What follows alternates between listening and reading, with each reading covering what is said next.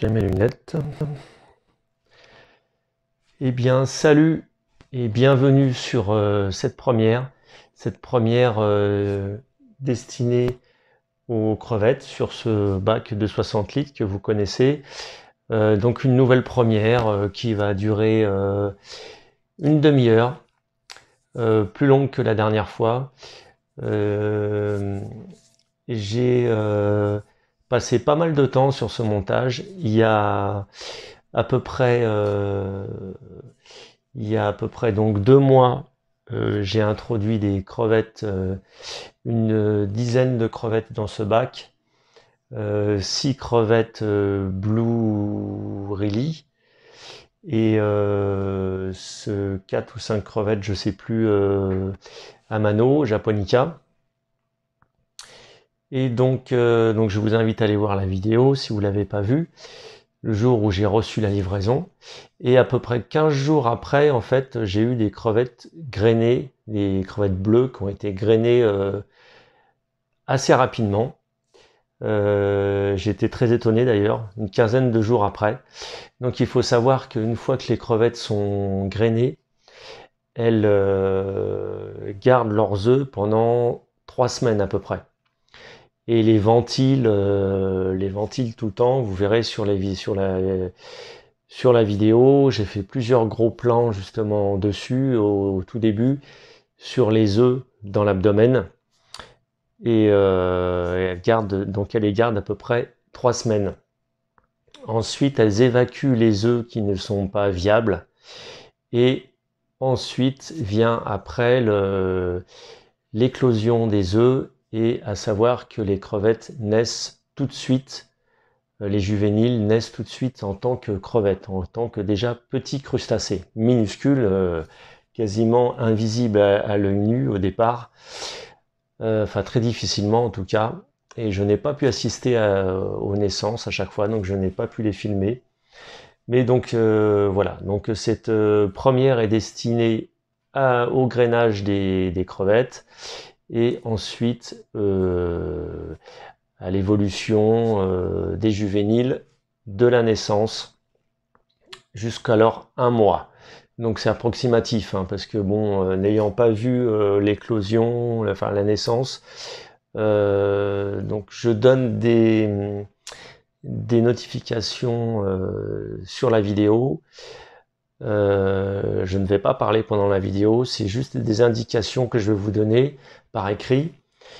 Et donc c'est vraiment approximatif, hein. Quand je mets 8 jours, 15 jours, c'est approximatif à quelques jours près, quoi. Mais ça s'en rapproche très près, quoi. Donc j'ai alterné entre le zoom, donc tout se filme au téléphone, avec mon téléphone. J'ai alterné entre le zoom x6, l'objectif macro et la caméra standard du téléphone. L'objectif macro grossit à 25 fois, et vous verrez, c'est assez impressionnant quand même. Je trouvais que c'était assez sympa. Voilà, donc il y a à peu près 1 heure de prise de vue que j'ai ensuite rebaissé à une demi-heure au montage.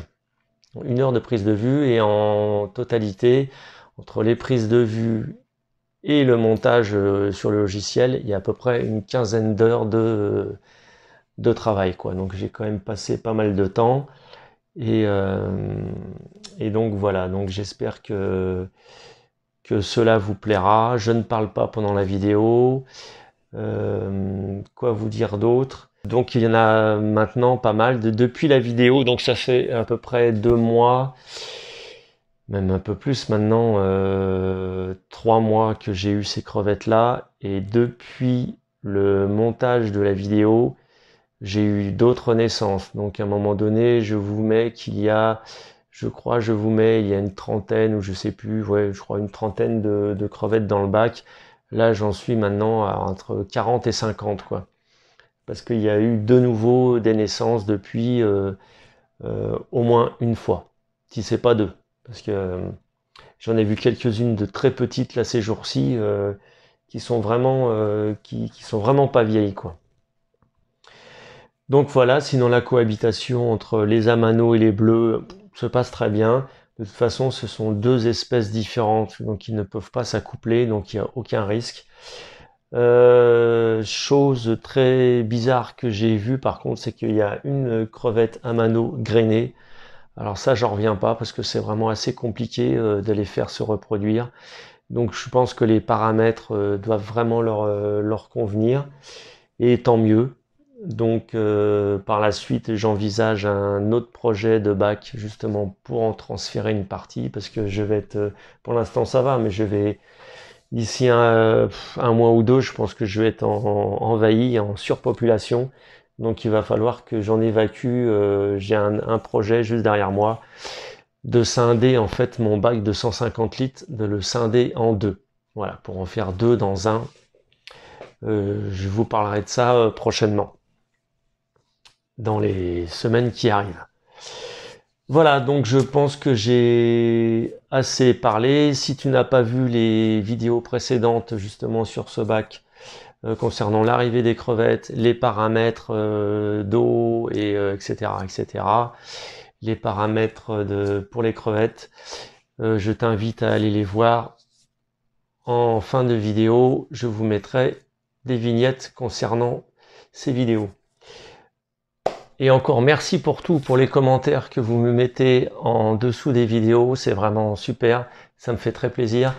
Voilà, bon maintenant ceux qui vont assister à cette première, je vous dis à tout de suite dans le chat, et pour les suivants, pour ceux qui viendront par la suite, je vous dis à très bientôt dans une autre vidéo, et n'hésitez pas à vous abonner.